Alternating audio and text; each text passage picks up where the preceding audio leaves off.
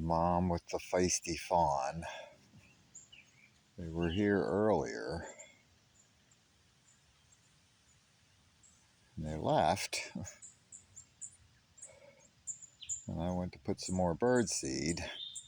And apparently they saw me walking around and they came back at a trot.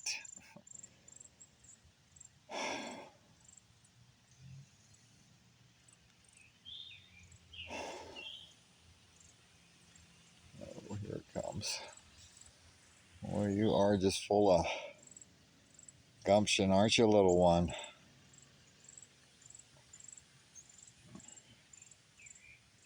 Feisty. It's gonna have to be your name, I guess. Feisty the fawn. You sure are that. Again, it was while I was walking around putting some deer food. It was dancing around again, but of course I can never catch that. Oh well. Feisty the fawn.